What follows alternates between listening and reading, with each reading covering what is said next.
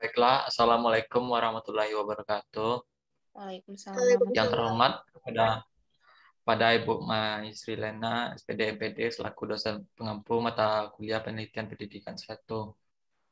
Baiklah, kami dari kelompok 3 akan menampilkan presentasi kami tentang jenis-jenis penelitian berdasarkan metode atau rencana penelitian.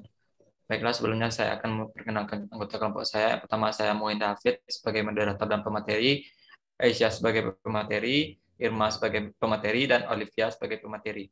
Untuk materi 1 akan dibacakan oleh Irma. Kepada Irma, dipersilakan. Baiklah, terima kasih kepada moderator. Mengenai penelitian historis, Wid lanjut, Wid. Mengenai penelitian historis akan saya jelaskan. Di sini saya mengutip dari 4 ahli. Yang pertama yaitu Surya Brata tahun 2013, Soekardi 2003. Lanjut, Wid.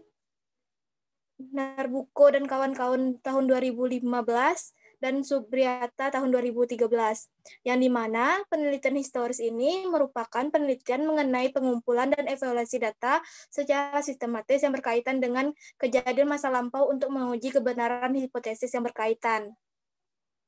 Lanjut, Wid.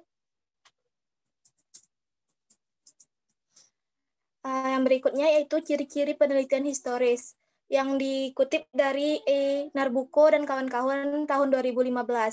Yang pertama yaitu penelitian historis lebih tergantung pada data atau sumber referensi yang diobservasi langsung oleh peneliti. Yang kedua, penelitian historis harusnya dilakukan secara sistematis dan terstruktur. Yang ketiga yaitu penelitian historis tergantung pada data primer dan sekunder.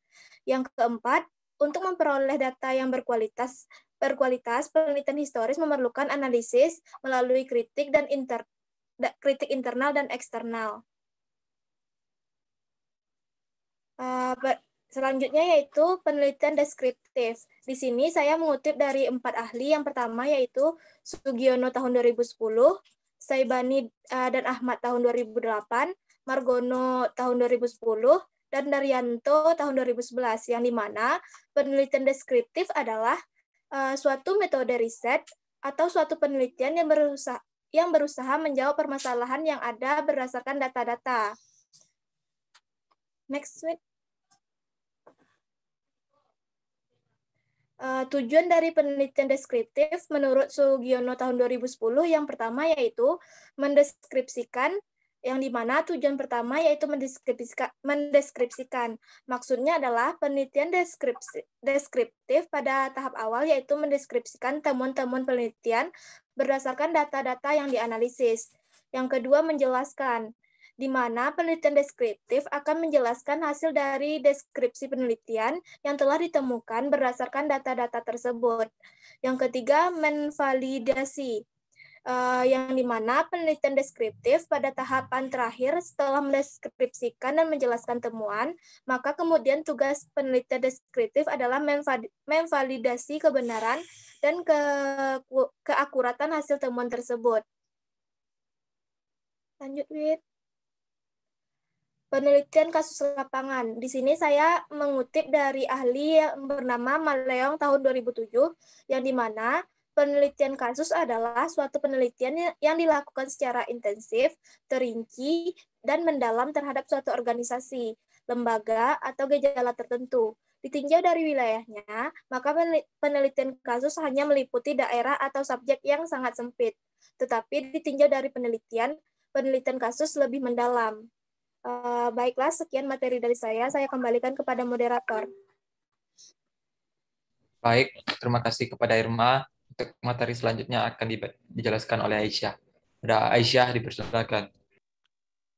Baik, terima kasih kepada moderator. Selanjutnya saya akan menjelaskan mengenai penelitian korelasional. Seperti yang diungkapkan oleh Putra, Firmansyah, dan juga Bernardus, maka dapat disimpulkan bahwa penelitian korelasional yaitu penelitian yang bertujuan untuk mendeteksi sejauh mana variasi pada suatu faktor yang memiliki kaitan lebih dari satu faktor. Kemudian selanjutnya kita akan beralih kepada penelitian kausal. Nah, penelitian kausalitas seperti pengertian yang sudah disampaikan oleh Sang Haji dan Sophia 2014, Abdullah 2015, dan juga Saadah 2021, maka dapat disimpulkan bahwa penelitian kausalitas yaitu penelitian bertujuan untuk mengetahui hubungan antara dua variabel atau lebih, sehingga dapat mengetahui sebab atau akibatnya. Selanjutnya, penelitian komparatif. Penelitian komparatif seperti yang sudah diungkapkan oleh Kak Fabi dan Mukti, Nikmah dan juga Purbasari 2019, maka dapat ditarik kesimpulan bahwa penelitian komparatif yaitu sejenis penelitian deskriptif yang ingin mencari jawaban secara mendasar mengenai hubungan sebab akibat dan juga menganalisis faktor penyebabnya dan munculnya suatu fenomena tertentu. Baik, sekian dari saya kembalikan pada moderator. Baik, terima kasih kepada Aisyah. Untuk materi selanjutnya akan dijelaskan oleh Olive. Kepada Olive, dipersilakan. Baik, terima kasih kepada moderator. Baiklah, di sini saya akan menjelaskan materi true experiment. Berdasarkan pendapat para ahli, yaitu Paya Nadia tahun 2018, Sahid 2017, dan MC 2013, dapat disimpulkan bahwa true eksperimen yaitu subjek eksperimen pada kelas kontrol dan kelas eksperimen harus dipilih secara asal sehingga tidak ada bias dalam pemilihan partisipan. Baik.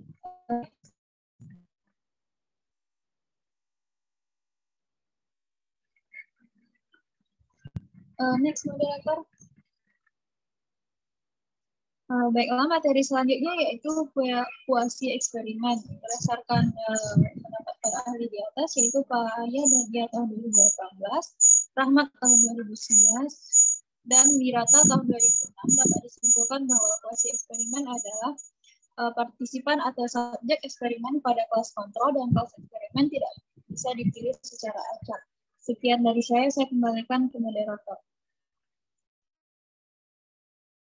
Baik, terima kasih kepada Olivia. Untuk materi terakhir akan saya jelaskan sendiri. Yang pertama itu penelitian campuran. Saya ambil rujukan dari 3 sumber, yaitu pertama dari Yusuf tahun 2014, Zulkarnain tahun 2008, dan Sugiono tahun 2016. Jadi penelitian campuran ini adalah penelitian yang mengkombinasikan antara bentuk kualitatif dan penelitian kuantitatif.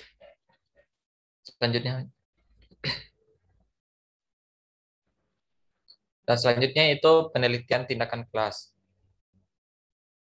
Penelitian saya ambil dari penelitian tindakan kelas ini, saya ambil dari 3 sumber, itu dari Kemis tahun 2010, lalu dari Basrowi dan Suwandi tahun 2016, dan Yusuf tahun 2014. Jadi dapat disimpulkan bahwa penelitian tindakan kelas adalah penelitian yang dimaksudkan untuk memperbaiki pembelajaran di kelas. Penelitian ini merupakan salah satu upaya guru dalam bentuk berbagai kegiatan yang dilakukan untuk memperbaiki dan meningkatkan mutu pembelajaran di kelas. Baiklah, sekian hasil materi dari kelompok 3. Dari teman-teman yang ingin bertanya.